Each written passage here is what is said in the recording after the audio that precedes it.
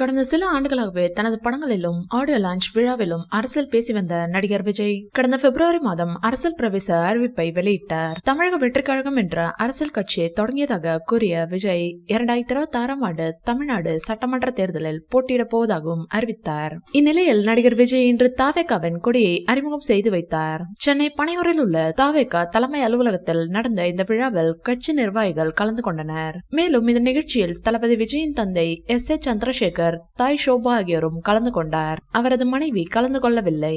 இதனை பற்றி பேசிய ஷோபா, தளபதி விஜய் மனைவிக்கு தளபதி விஜய் அரசியலுக்கு வந்தது பிடிக்காது என்று சொல்லியிருக்கிறார். தாவேகா கொடி அறிமுக விழாவில் பேசிய விஜய், தாவேகா கட்சியின் கொடி வெறும் கட்சி கொடியாக நான் பார்க்கவில்லை, தமிழ்நாட்டின் வருங்கால வெற்றிக்கான கொடியாகவே பார்க்கிறேன். கட்சி மாநாட்டிற்கான ஏற்பாடுகள் நடந்து வருகிறது. விரைவில் தாவேகாவின் முதல் மாநாடு எப்போது என்ற தேதி அறிவிக்கப்படும் என்று கூறினார். இந்நிலையில் தளபதி விஜய்க்கு அவரின் அம்மா ஷோபா வாழ்த்து செய்தி ஒன்றை அனுப்பியுள்ளார். அந்த செய்தியில் இப்போ போல எப்போதும் உண்மையாயிரு விஜய், நாட்டுக்கே ராஜானாலும் எனக்கு பிள்ளை, தமிழ் மொழியின் பாரம்பரியம் போற்று, பெண்ணியம் காப்பாற்று, புரட்சிகர திட்டங்கள் தீட்டு, வானில் பறக்கும் உன் கொடி, உன் அரசியல் வெற்றிக்கு இதுவே முதல் படி. ஏற்கனவே நான் ஒரு CM செலிபிரிட்டி மதர், இனி நான் ஒரு PM ப்ரவுட் மதர் என்று ஷோபா தெரிவித்துள்ளார். இந்த வீடியோ பிடிச்சிருந்தா லைக் பண்ணுங்க, ஷேர் பண்ணுங்க.